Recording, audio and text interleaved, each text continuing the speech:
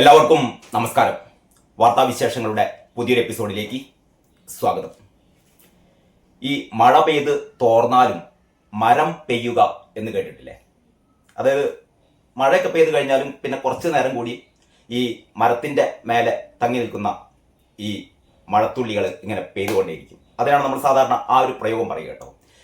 ജന്തർ മന്ദറിൽ അവിടുത്തെ പ്രക്ഷോഭങ്ങളൊക്കെ ശാന്തമായി. അവിടെ സമരം ചെയ്തവർക്ക്, സമരക്കാർക്ക്, അതല്ലെങ്കിൽ അവിടുത്തെ കലാപകാരികൾക്ക് അവർ ഉദ്ദേശിച്ച പോലെ കാര്യങ്ങളൊന്നും നടന്നില്ലെങ്കിലും, അവരുദ്ദേശിച്ച കാര്യങ്ങൾ എന്തൊക്കെയാണെന്ന് ഞാൻ നേരത്തെ പല വീഡിയോകളും പറഞ്ഞിരുന്നു. അതൊന്നും നടന്നില്ലെങ്കിലും ധർമ്മേന്ദ്ര പ്രധാൻ രാജിവെച്ചു. യഥാർത്ഥത്തിൽ ഈ സമരക്കാരുടെ ഉദ്ദേശം ധർമ്മേന്ദ്ര പ്രധാന്റെ രാജിയൊന്നായിരുന്നില്ല. ഈ ഒരു കുഴപ്പം ഇങ്ങനെ നീട്ടിക്കൊണ്ടു പോകുക, നരേന്ദ്രമോദി സർക്കാരിനെ ദുർബലപ്പെടുത്തുക, സർക്കാരിനെ അട്ടിമറിക്കുക, ആ രീതിയിലുള്ള ഒരു വലിയ ഒരു മെഗാ പ്ലാൻ CJPയുടെ പിന്നിൽ പ്രവർത്തിച്ചവർക്കും അതിന്റെ കൂടെ നുഴഞ്ഞു കയറിയവർക്കും ഒക്കെ ഉണ്ടായിരുന്നു എന്നുള്ള ഒരു വലിയ ഒരു പ്ലാൻ തകർന്നുപോയി. BJP സർക്കാർ വളരെ വളരെ കൃത്യമായി ബുദ്ധിപൂർവം കൗശലപൂർവം തന്ത്രപൂർവം ധർമ്മേന്ദ്ര പ്രധാനാണ് രാജിവെപ്പിച്ചു. അതോടെ ശരിക്കും ഗ്യാസ് പോയത് ആരുടേതാണ്? സമരക്കാരുടേതാണ്. അതല്ലാതെ ഈ നമ്മുടെ കേരളത്തിലെ മാധ്യമങ്ങളൊക്കെ പ്രചരിപ്പിക്കുന്ന പോലെ നരേന്ദ്രമോദി വിറച്ചു, BJP വിറച്ചു, ഒരു വർക്കിലുമില്ല. വിറച്ചു പോയത് ഈ പാർട്ടി പാർട്ടിക്കാരാണ്.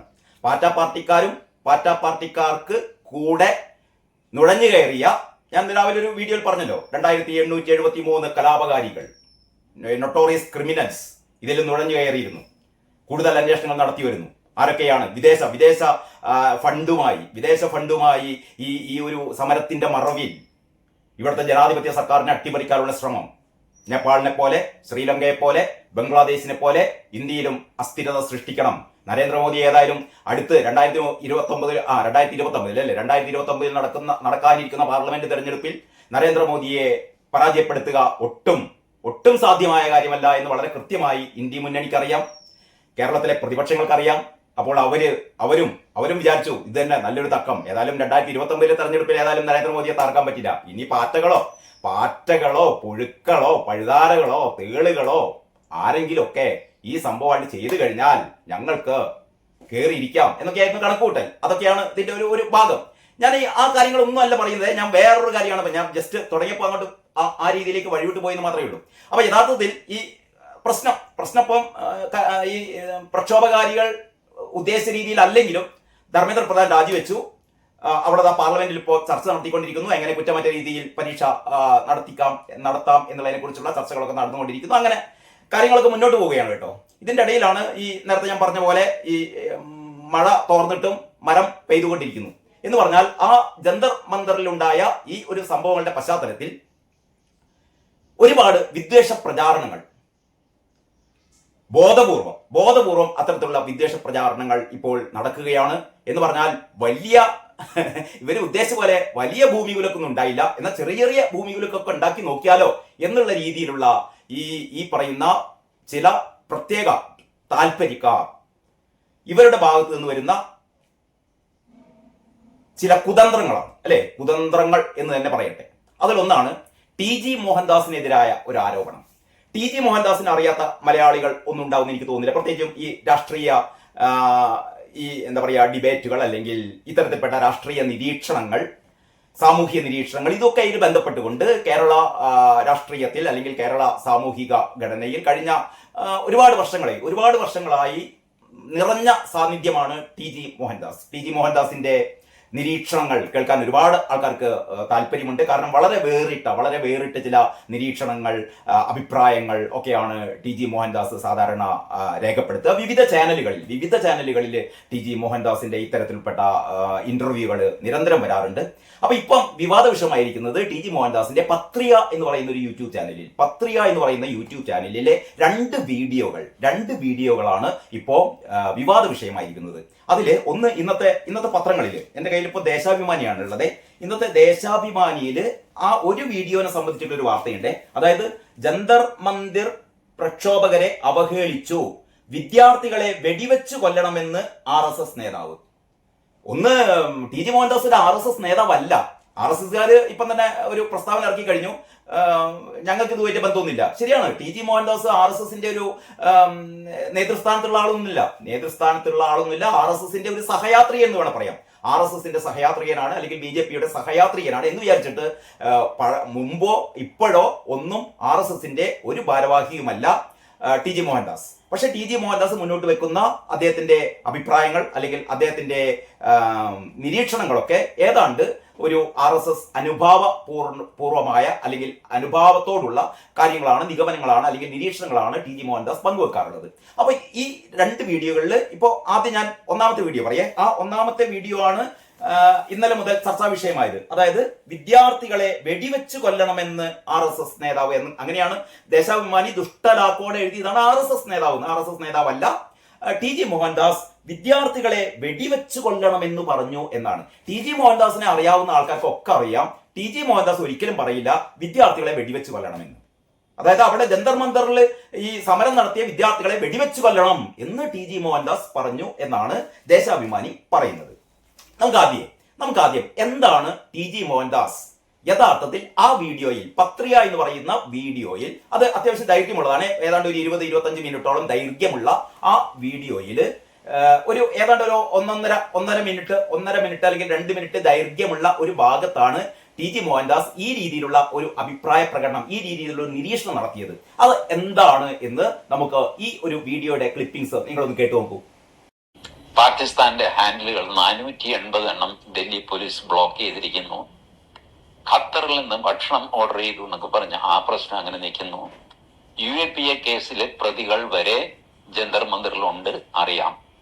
അവരെ നോട്ട് ചെയ്തിട്ടുണ്ട്, അവരുടെ ഫോട്ടോ എടുത്തിട്ടുണ്ട്, അവരുടെ ഹിസ്റ്ററി ഷീറ്റേഴ്സ് ആണ് അവരെല്ലാം, അവരുടെ ഡീറ്റെയിൽസ് ഒക്കെ കയ്യിലുണ്ട്.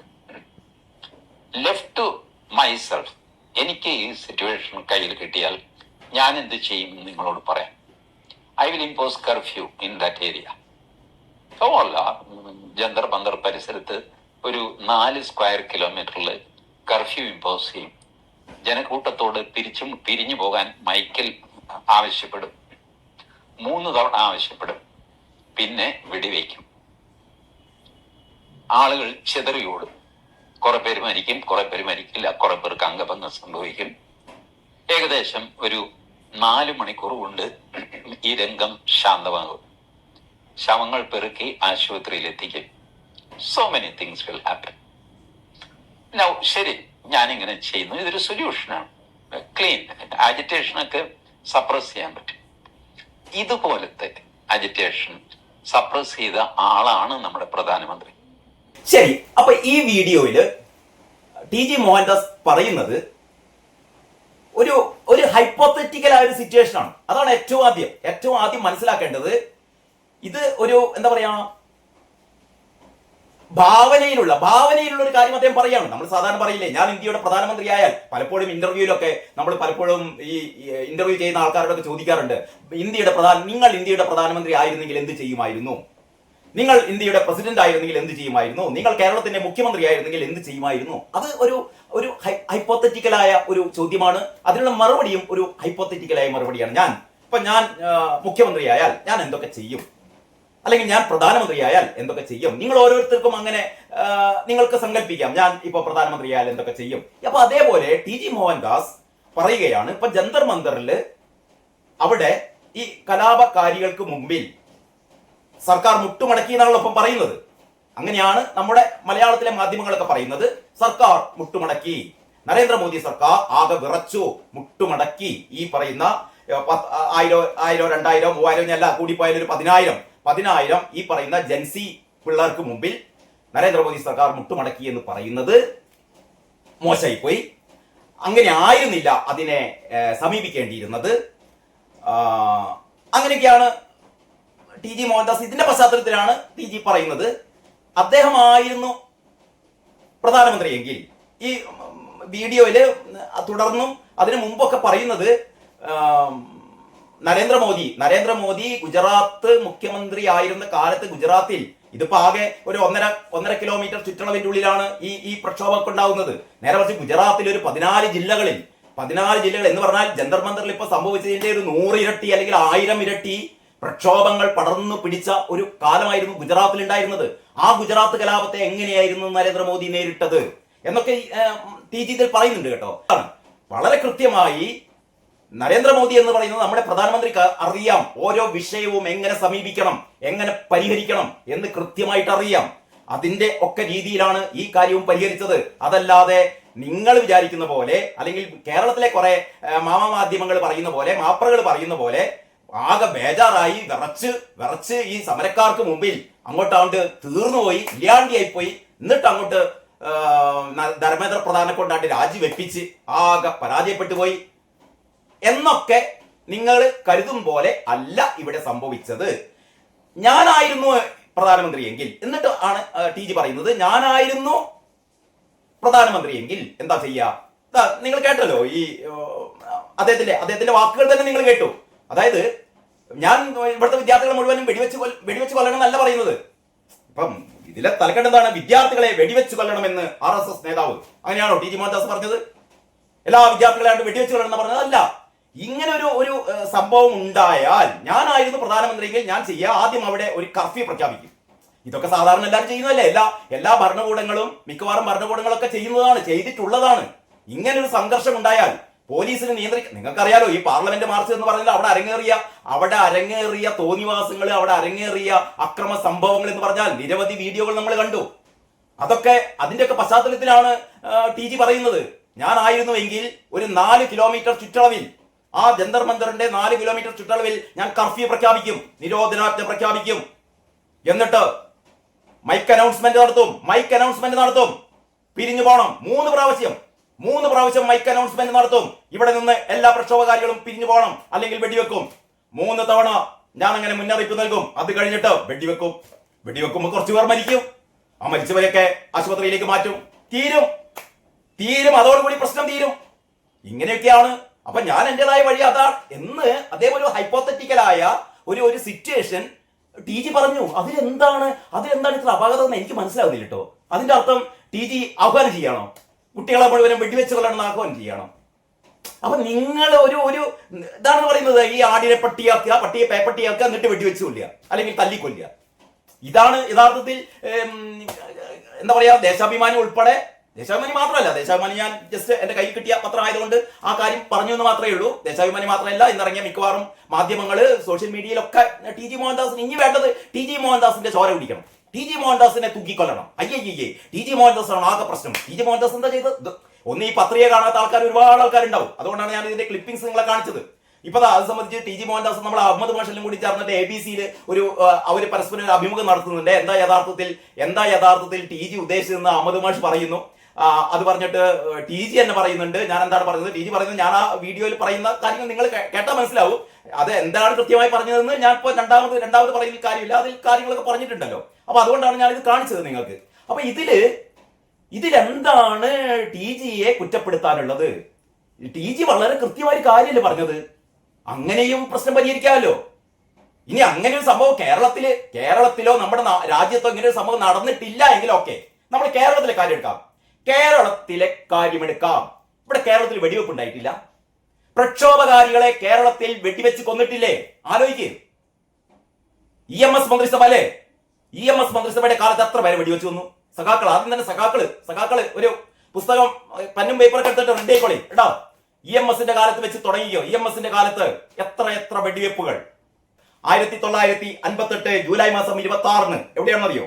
ചന്ദനത്തോപ്പ് വെടിവെപ്പ് ഒന്നാമത്തെ വെടിവെപ്പ് EMSന്റെ ഭരണകാലത്ത് 59 ജൂലൈ 3 ഫ്ലോറി എന്ന ഗർഭിണിയെ ഉൾപ്പെടെ 3 പേരെ, 3 മത്സ്യത്തൊഴിലാളികളെ, അതിൽ ഫ്ലോറി എന്ന ഗർഭിണി ഉണ്ടായിരുന്നു 59. ആ വർഷം തന്നെയാണ് അങ്കമാലിയിൽ വെടിവെപ്പ് 7 പേർ. അപ്പൊ 7, 3, 10, 11. അപ്പൊ കേരളത്തെ സംബന്ധിച്ചിടത്തോളം ഒരു സംഘർഷം ഉണ്ടാവുമ്പോൾ വെടിവെപ്പ് എന്ന് പറയുന്നത് ഇവരുടെ ഈ ഒച്ചപ്പാടും പേടും കടകൾക്ക് ടി ജി മോഹൻദാസ് പറഞ്ഞത് എന്തോ വെടിവെച്ച് അയ്യോ അങ്ങനെ ചെയ്യാൻ പാടോ? ചെയ്തിട്ടുണ്ടോ? 1958 EMS മന്ത്രിസഭ അതിനുള്ള തുടക്കട്ടു അല്ലേ? 15 പേരെയാണ് ഈ ഞാൻ പറഞ്ഞ 3 സംഭവത്തിലൂടെ തീർത്തു കളഞ്ഞത്. പോട്ടെ, അത് കഴിഞ്ഞിട്ട് പിന്നെ എന്തൊക്കെയാണ്? പാലക്കാട് സിറാജുനീസ എന്ന് പറയുന്ന ഒരു 9 വയസ്സുകാരിയെ, ഒരു വലിയ സംഘർഷം സിറാജുനീസയാണ് നയിച്ചത് എന്ന് പറഞ്ഞിട്ട് അന്ന് DIG ആയിരുന്നു, ആരായിരുന്നു? നമ്മുടെ രമൺ ശ്രീവാസ്തവ അല്ലെ, DIG രമൺ ശ്രീവാസ്തവ കരുണാകരന്റെ കാലത്താണ് ഓർഡർ ഇട്ട് വെടിവെച്ച് വന്നത് ഒരു പെൺകുട്ടിയെ, ഒരു മുസ്ലിം ബാലികയെ, പാലക്കാട് പുതുപ്പള്ളി തെരുവിൽ. AK ആന്റണി മുത്തങ്ങ വെടിവെപ്പ് മറക്കരുത്. മുത്തങ്ങയിൽ ജോഗി എന്ന ആദിവാസി യുവാവിനെ വെടിവെച്ച് കൊന്നു അല്ലേ. ആദിവാസി സമരം അടിച്ചമർത്താൻ AK ആന്റണി ചെയ്തത്. പിന്നെ ഇതാ കൂത്തുപറമ്പ്, മറക്കാൻ പറ്റുമോ? കൂത്തുപറമ്പിൽ 5 DYFI യുവാക്കളെ വെടിവെച്ച് വന്നില്ലേ. പുഷ്പൻ എത്ര കാലം ജീവച്ഛവുമായി കിടന്നു. പിണറായി 8 മാവോയിസ്റ്റുകളെ പോയിന്റ് ബ്ലാങ്കിൽ വെടിവെച്ച് വന്ന കഥ നമ്മളാരും മറന്നിട്ടില്ലല്ലോ. ഇല്ല. 2009 ഭീമാപ്പള്ളിയിൽ 6 പേരെ, ഭീമാപ്പള്ളിയിൽ 6 പേരെയാണ് പോലീസ് വെടിപ്പിൽ മരിച്ചത്. പെട്ടെന്ന് കുറച്ച് എന്താ പറയാ, നമ്മുടെ ഓർമ്മയിൽ നിന്ന് വന്ന കുറച്ച് കാര്യങ്ങൾ നോട്ട് ചെയ്ത് നിങ്ങളോട് പറയുന്നുള്ളൂ. പക്ഷെ അതിനേക്കാൾ കൂടുതൽ ഉണ്ടായിരിക്കാം. നിങ്ങളൊന്ന് ഓർത്ത് നോക്കൂ.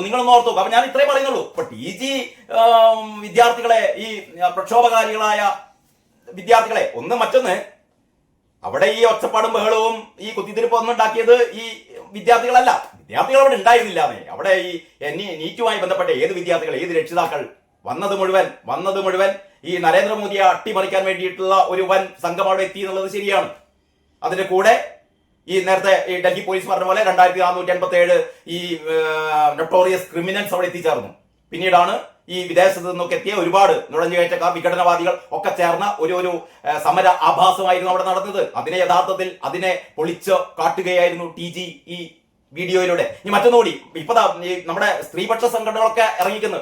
TG സ്ത്രീകളെ ഭയങ്കരമായിട്ട് അപമാനിച്ചു, സ്ത്രീകളെ ബലാത്സംഗം, ഇപ്പതാ വെടിവെച്ച് കൊല്ലണമെന്ന് പറഞ്ഞ പോലെ, വിദ്യാർത്ഥികളെ വെടിവെച്ച് കൊല്ലണമെന്ന് പറഞ്ഞ പോലെ TG മോഹൻദാസ് പറഞ്ഞത്രേ സ്ത്രീകളെ ബലാത്സംഗം ചെയ്യണം. അതാ എന്താണ് ഇത് ഈ വീഡിയോയിലല്ല കേട്ടോ, ഈ വീഡിയോയിലല്ല, ഇതിന്റെ തൊട്ടു മുമ്പത്തെ മറ്റൊരു വീഡിയോയിൽ ഇതും ജന്തർ മന്ദറിലെ ഈ സംഭവവുമായി ബന്ധപ്പെട്ടിട്ട് TG പറഞ്ഞ, അല്ലെങ്കിൽ TG തയ്യാറാക്കിയ, അല്ലെങ്കിൽ TG ഈ പത്രിക എന്ന് പറഞ്ഞ യൂട്യൂബ് ചാനലിൽ ഏതാണ്ട് ഒരു 30 മിനിറ്റ് ദൈർഘ്യമുള്ള ആ വീഡിയോയിലെ ഒരു ചെറിയൊരു ഭാഗം എന്താണ് ഈ ബലാത്സംഗവുമായി ബന്ധപ്പെട്ട് TG പറഞ്ഞതെന്ന് കേട്ടു നോക്കിയാട്ടെ. പറഞ്ഞാൽ ഒരു ലോഡ് ശവം വീഴും എന്ന് പറയുമല്ലോ. അങ്ങനെ ഒരു ലോഡൊന്നും ഇല്ലെങ്കിലും ഒരെണ്ണമെങ്കിലും കിട്ടിക്കഴിഞ്ഞാൽ അത് പിന്നെ ഡൽഹി പോലീസിന്റെ തലയിലാണ്, നരേന്ദ്രമോദിയുടെ തലയിലാണ്. നരേന്ദ്രമോദി നരാധമനാണെന്ന് പണ്ടേ ഞങ്ങൾ പറഞ്ഞില്ലേ, കണ്ടോ ഞങ്ങളുടെ ചെറുക്കനെ വെടിവെച്ചു എന്നൊക്കെ പറഞ്ഞിട്ട് വെടിവെച്ച് ബോധമില്ലാതെ അന്യോന്യം റിവോൾവർ എടുത്ത് വെടിവെക്കുകയായിരിക്കും ഈ പിള്ളേർ ചെയ്യുന്നത്. പക്ഷെ ഇത് നടക്കും, നിങ്ങൾ നോക്കിക്കോ. ഈ രീതിയിൽ വിട്ട് കഴിഞ്ഞാൽ ബലാത്സംഗം കൂട്ട ബലാത്സംഗമായിട്ട് നടക്കും. ഒരു ദൈവം സഹായിച്ച അതിന് പരാതി ഉണ്ടാവില്ല. കാരണം ഈ ബലാത്സംഗം ഇഷ്ടപ്പെടുന്ന ടീമാണ്. ഈ വഴലൂർ ദിവസം കളിയാണ് അവിടെ നടക്കുന്നത് മുഴുവൻ. ബലാത്സംഗം ഇഷ്ടപ്പെടുന്ന സ്ത്രീകളുണ്ടല്ല, പെൺകുട്ടികളുണ്ട്. പണ്ട് പുനത്തിൽ കുഞ്ഞബ്ദുള്ള ഒരു കഥ എഴുതിയിരുന്നു. അതിന്റെ അവസാനം മലമുകളിലെ കുഞ്ഞബ്ദുള്ളയെ എന്നെ വന്ന് ബലാത്സംഗം ചെയ്യൂ എന്ന് ഒരു സ്ത്രീ പറയുന്നതായിട്ടാണ് കഥ അവസാനിക്കുന്നത്. അപ്പൊ ഈ വീഡിയോയില് TG സ്ത്രീകളെ ബലാത്സംഗം ചെയ്യണം എന്നൊന്നല്ല പറഞ്ഞത്. അതിങ്ങനെ പറഞ്ഞു വരുന്നതിന്റെ ഇടക്ക് പക്ഷെ ഈ ഒരു TGയുടെ ഈ ഒരു പ്രസ്താവനയുണ്ടല്ലോ, ഈ ഒരു പ്രസ്താവന ഒരു പൊളിറ്റിക്കലി ഇൻകറക്റ്റ് ആണ് എന്ന് തന്നെയാണ് ഞാൻ പറയുന്നത്. നേരത്തെ പറഞ്ഞ പോലെ ഈ അവിടെ ഒരു വെടിവെപ്പ് നടത്തുമായിരുന്നു ഞാൻ പ്രധാനമന്ത്രി ആയിരുന്നെങ്കിൽ എന്ന് പറയുന്ന അദ്ദേഹത്തിന്റെ ഭാവന പോലെ അല്ല. ഇതൊരു അപകടം പിടിച്ച സ്റ്റേറ്റ്മെന്റ് തന്നെ ആയിരുന്നു എന്ന് ഞാൻ കരുതുന്നു. പക്ഷെ ഇതിന്റെ പേരിൽ ഇദ്ദേഹത്തെ ഇങ്ങനെ കുതിര കയറാനൊന്നുമില്ല. ഇദ്ദേഹം അത് പറഞ്ഞിട്ട് ഇദ്ദേഹം ഒരു സ്റ്റേറ്റ്മെന്റ് നടത്തിയിട്ട്, അതായത് അവിടെ കൂടിയ ആ ഒരു മോബ്, അതായത് ജന്തർ മന്ദറിലുണ്ടായ ഈ ഒരു ക്രിമിനലുകളുടെയും സംഘം, അവിടെ യഥാർത്ഥത്തിൽ പോലീസ് ഇടപെട്ടില്ലായിരുന്നുവെങ്കിൽ അവർ പരസ്പരം വെടിവെക്കുമായിരുന്നു എന്ന് പറഞ്ഞാൽ പലരുടെയും കയ്യിൽ തോക്കുണ്ടായിരുന്നു, വെടിയുണ്ടായിരുന്നു എന്നൊക്കെയാണ് TG പറയുന്നത്. അങ്ങനെയാണെങ്കിൽ ഈ അക്രമകാരികൾ അവിടെ അഴിഞ്ഞാടുമായിരുന്നു. അങ്ങനെ അഴിഞ്ഞാടുമ്പോൾ അവിടെ സ്വാഭാവികമായും വെടിവെപ്പുണ്ടാകുമായിരുന്നു. അങ്ങനെയാണ് ആദ്യം പറയുന്നത്. അവിടെ വെടിവെപ്പുണ്ടാകുമായിരുന്നു. അത് കഴിഞ്ഞിട്ട് അവിടെ ബലാത്സംഗങ്ങൾ ഉണ്ടാകുമായിരുന്നു, കൂട്ട ബലാത്സംഗങ്ങൾ ഉണ്ടാകുമായിരുന്നു. അക്കൂട്ടത്തിലാണ് TG അരുതാത്ത ഒരു വാചകം പറയുന്നത്. ആ ബലാത്സംഗങ്ങൾ ഇഷ്ടപ്പെടുന്ന ചില സ്ത്രീകളും ഉണ്ടായേക്കാം. അതാണ് ഇതിലെ ഒറ്റ കാര്യം. നമ്മൾ പറയുന്നതിന് മുഴുവനും പൊളിറ്റിക്കൽ കറക്റ്റ്നെസ് നോക്കി നടന്നാൽ നമുക്കൊന്നും മിണ്ടാൻ പറ്റില്ല. പക്ഷേ ഈ രീതിയിൽ അദ്ദേഹം പറയുന്നു അവിടെ എന്താണ് ബലാത്സംഗം ഇഷ്ടപ്പെടുന്ന ചില സ്ത്രീകൾ ഉണ്ടായേക്കാം എന്ന് പറഞ്ഞിട്ട് പെട്ടെന്ന് പുനത്തിൽ കുഞ്ഞബ്ദുള്ളയുടെ കഥയിൽ ഒരു കഥാപാത്രം അങ്ങനെ ഉണ്ട്. മലമുകളിലുള്ള അബ്ദുള്ളയെ എന്താണ് മലമുകളിലുള്ള കുഞ്ഞബ്ദുള്ളയെ എന്നെ ബലാത്സംഗം ചെയ്യൂ എന്ന് ഏതോ ഒരു പെൺകുട്ടി വിളിച്ചു പറയുന്ന ഒരു രീതിയിലാണ് അത്രേ ആ കഥ അവസാനിക്കുന്നത്. ഞാൻ ആ കഥ വായിച്ചിട്ടില്ല കേട്ടോ. പുരത്തിൽ കുഞ്ഞബ്ദുള്ളയുടെ കുഞ്ഞിക്കയുടെ കഥ എന്റെ ഓർമ്മയിലില്ല. പക്ഷെ അങ്ങനെ ഒരു കഥയുണ്ട് എന്നാണ് ടി ജെ പറയുന്നത്. ഉണ്ടായിരിക്കാം കുഞ്ഞിക്ക് അങ്ങനെ ഒരു കഥ എഴുതാൻ സാധ്യതയൊക്കെ. അങ്ങനെ ഒരു കഥയിൽ അങ്ങനെ ഒരു സ്ത്രീ പറയുന്നുണ്ട് അത്രേ, മലമുകളിലെ കുഞ്ഞബ്ദുള്ളയെ ഓടി വരൂ, എന്നെ ബലാത്സംഗം ചെയ്യൂ എന്ന് പറയുന്നുണ്ട് അത്രേ. അപ്പൊ ആ രീതിയിൽ അദ്ദേഹം അങ്ങനെ ഒരു കഥാപാത്രത്തെ പറഞ്ഞുകൊണ്ടാണ് ഈ ഒരു അവിടെ കൂടിയ ഒരു മോബിന്റെ ഒരു മാനസികാവസ്ഥ ആണ് ടി ജി ഈ വീഡിയോകളിലൂടെ പറയുന്നത് കേട്ടോ. അപ്പൊ ഇതിന്റെ പേരിൽ ടി ജിയെ ആക്രമിക്കുക എന്ന് പറഞ്ഞാൽ ഇപ്പൊ ടി ജിക്കെതിരെ എന്താ പറയാ അന്വേഷണം, ഇത് ഇത്തരത്തിൽപ്പെട്ട സാമൂഹ്യ വിരുദ്ധ പ്രസ്താവനകളാണോ എന്നൊക്കെ രീതിയിൽ അന്വേഷണം തുടങ്ങി. രമേശ് ചെന്നിത്തലയ്ക്ക് പരാതി കൊടുത്തു. സൈബർ സെല്ലിലെ ഏതൊരു ഉദ്യോഗസ്ഥനെ ഇത് അന്വേഷിക്കാൻ വേണ്ടി നിയമിച്ചു എന്നൊക്കെയാണ് കേട്ടത്. സ്ത്രീപക്ഷ സംഘടനകളൊക്കെ വലിയ ഒപ്പുശേഖരവുമായി നടക്കുന്നുണ്ട്. അപ്പൊ ഇനിയിപ്പോ ടി ജി എന്താ പറയാ, ടി ജി ആണ് ഇപ്പോ ഏറ്റവും വലിയ എന്താ പറയാ പാതകി. അപ്പൊ ഏതായാലും ടി ജി മോഹൻദാസിനെ അറിയുന്നവരാണ് നമ്മളൊക്കെ. ഞാൻ അദ്ദേഹത്തിന്റെ സ്ഥിരം ഒരു പ്രേക്ഷകരാണ്. അപ്പൊ ടി ജി മോഹൻദാസ് കാര്യങ്ങളൊക്കെ വളരെ തമാശ രൂപത്തില് വളരെ നർമ്മമധുരമായി അവതരിപ്പിക്കുന്ന ആക്ഷേപഹാസ്യത്തിന്റെ രീതിയിൽ അവതരിപ്പിക്കുന്ന ഒരു രാഷ്ട്രീയ നിരീക്ഷകനാണ്, സാമൂഹിക നിരീക്ഷകനാണ്. അദ്ദേഹത്തിന്റെ ഈ രണ്ട് വീഡിയോകളും, ഈ ഇവിടെ പരാമർശിക്കപ്പെട്ട രണ്ട് വീഡിയോകളിലും നിറഞ്ഞു നിൽക്കുന്നത് മുഴുവൻ ആക്ഷേപഹാസ്യത്തിൻ്റെതായ ഒരു ബ്ലാക്ക് ഹ്യൂമറിൻ്റെതായ ഒരു ചേരുവയിലാണ് അദ്ദേഹം ഈ കാര്യങ്ങളൊക്കെ അവതരിപ്പിക്കുന്നത്. അപ്പൊ ഇതിനെ രണ്ട് വാദങ്ങളെ അടർത്തിയെടുത്തിട്ട് ടി ജി മോഹൻദാസ് വിദ്യാർത്ഥികളെ വെടിവെച്ചു കൊല്ലണമെന്ന് പറയുന്നു. സ്ത്രീകളൊക്കെ ബലാത്സംഗം ഇഷ്ടപ്പെടുന്നവരാണ് എന്ന് പറയുന്നു. അതുകൊണ്ട് ടി ജിയെ തൂക്കിലേറ്റുക. വേണോ എന്ന് നിങ്ങൾ തീരുമാനിക്കുക. അതായത് ടി ജി അങ്ങനെ പറഞ്ഞോ, അതാണ് പലരും ഇന്ന് ഞാൻ ഈ വീഡിയോ ചെയ്യാനുള്ള കാരണം. ഒരുപാട് ആൾക്കാർ എന്നെ ഫോൺ വിളിച്ച് ചെയ്തു, അല്ല ടി ജി അങ്ങനെ പറഞ്ഞോ. കാരണം ഈ പത്രിക അധികം ആൾക്കാർ അത്ര പോപ്പുലറായ ഒരു യൂട്യൂബ് ചാനലല്ല ഈ പത്രിക എന്ന് പറയുന്നത്. ടി ജി മോഹൻദാസ് മറ്റു പല ABC ചാനൽ ഉൾപ്പെടെ പല ചാനലുകളിലും ടി ജി തന്റെ അഭിപ്രായങ്ങൾ, തന്റെ ഇന്റർവ്യൂകൾക്കൊക്കെ ഇരുന്നു കൊടുക്കാറുണ്ട്. അപ്പൊ ഇത് ഏത് ചാനലിലാണ്, എന്താണ് ടി ജി പറഞ്ഞതെന്ന് പലർക്കും അറിയില്ല. അതുകൊണ്ടാണ് ഞാൻ ഈ ക്ലിപ്പിംഗ്സ് തന്നെ നിങ്ങളെ കാണിക്കുന്നത്. അപ്പൊ ഇതാണ് ടി ജി മോഹൻദാസ് പറഞ്ഞത്. ഇതിലൊരു കഥയുമില്ല എന്നാണ് എനിക്ക് അവസാനമായി എൻ്റെ ഒരു ബോധ്യം എന്നുള്ള രീതിയിൽ എനിക്ക് നിങ്ങളോട് പറയാനുള്ളത്. പിന്നെ ഓരോരുത്തരുടെയും ബോധ്യമാണ്, ഓരോരുത്തരുടെയും എന്താ പറയാ സ്വാതന്ത്ര്യമാണ്. ഏത് രീതിയിലാണ് ഈ കാര്യങ്ങളൊക്കെ മനസ്സിലാക്കേണ്ടത്, ഏത് രീതിയിലാണ് പ്രതികരിക്കേണ്ടത്. ടി ജിയെ നിങ്ങൾക്ക് വിമർശിക്കാം, ടി ജിക്കെതിരെ കലാപം നടത്താം, ടി ജിക്കെതിരെ മുദ്രാവാക്യങ്ങൾ ഉയർത്താം, ടി ജിയുടെ കോലം കത്തിക്കാം. ഒക്കെ ഓരോരുത്തരുടെയും താല്പര്യമാണ്. നടക്കട്ടെ എന്നല്ലാതെ എന്ത് പറയാം അല്ലേ? നടക്കട്ടെ. അപ്പൊ ബാക്കി വിശേഷങ്ങൾ നമുക്ക് അടുത്ത വീഡിയോയിൽ. അതുവരെ എല്ലാവർക്കും നന്ദി, നമസ്കാരം.